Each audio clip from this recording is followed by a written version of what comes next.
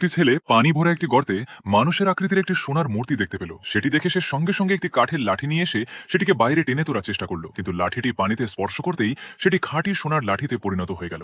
মুহূর্তেই তার ওজন এত বেড়ে গেল যে ছেলেটি আর সেটি ধরে রাখতে পারল না। অসহায়ভাবে সে দেখল সোনার লাঠিটি আবার পানির গভীরে তলিয়ে গেল।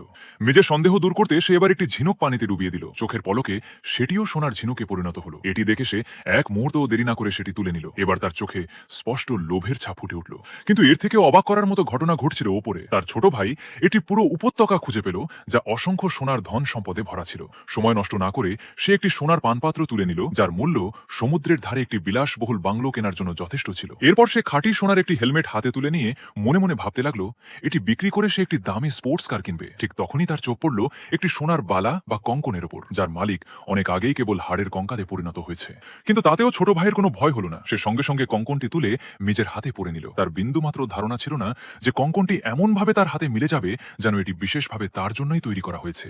এরপর থেকেই তার মধ্যে অদ্ভুত পরিবর্তন শুরু হলো। সে পাগলের মতো বাকি সোনাগুলোও কুড়িয়ে নিতে লাগলো। সে বুঝতেই পারছিল না প্রতিটি মুহূর্তের সঙ্গে সঙ্গে ভয়ঙ্কর বিপদ তার আরো কাছে চলে আসছে। যখন বড় ভাই সেই উপত্যকায় পৌঁছালে তখন পর্যন্ত ছোট ভাইয়ের কোনো চিহ্নই আর অবশিষ্ট ছিল না। মাটিতে পড়েছিল শুধু একটি পড়ে যাওয়া চামড়ার জুতা। সবকিছুই স্পষ্ট করে দিচ্ছিল যে নিজের লোভের মূল্য সে নিজের জীবন দিয়ে পরিশোধ করেছে। এটি দেখে বড় ভাই ভেঙে পড়ল। কিন্তু তার করার মতো আর কিছুই ছিল না। সেখান থেকে চলে যাওয়ার সময় সে কোনো মূল্যবান জিনিস নিল না, শুধু মাটিতে পড়ে থাকা একটি তলোয়ার তুলে সঙ্গে নিয়ে নিল। কিন্তু ঠিক তখনই এমন কিছু ঘটল যা সে কল্পনাও করেনি। হঠাৎ আকাশ থেকে একটি বিশাল ড্রাগন নেমে এসে তাকে নিজের নখরে তুলে নিয়ে উড়ে গেল। আশ্চর্যের বিষয়, ড্রাগনটি তাকে কোনো ক্ষতি করল না। সে তাকে আঁকড়ে ধরে আকাশের অনেক উঁচুতে উঠতে লাগলো। যখন তারা একটি পাহাড়ের উপর দিয়ে যাচ্ছিল, বড় ভাই নিচের দিকে তাকিয়ে মাটিতে লেখা 8টি ইংরেজি অক্ষর দেখে স্তব্ধ হয়ে গেল। তখনই সে ভয়াবহ সত্যটি জানতে পারল। আসলে তার ছোট ভাই সেই অভিশপ্ত ধন সম্পদের লোভ সামলাতে পারেনি, আর সেই পাপের শাস্তি হিসেবে সে একটি বোবা ড্রাগনে পরিণত হয়েছিল। তাকে আবার মানুষ বানানোর আশায় তাদের বোন ধীরে ধীরে ড্রাগনের কাছে গিয়ে তার বাহু থেকে সেই সোনার কঙ্কনটি খুলে ফেলল। কিন্তু শুধু কঙ্কন খুলে ফেললেই অভিশাপ ভাঙল না। ছোট ভাই তখনও ড্রাগনের রূপেই আটকে রইল।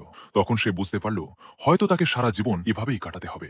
অনুতাপে ভরা দীর্ঘ সময় কেটে যাওয়ার পর একদিন একটি সিংহ নিঃশব্দে তার কাছে এগিয়ে এলো। কিন্তু সিংহটি তাকে আক্রমণ করল না, বরং মনে হচ্ছিল সে যেন কোনোভাবে সেই অভিশাপ ভাঙতে চায়। অবশেষে সিংহটির এক প্রচন্ড গর্জনের সঙ্গে অলৌকিক ঘটনা ঘটল।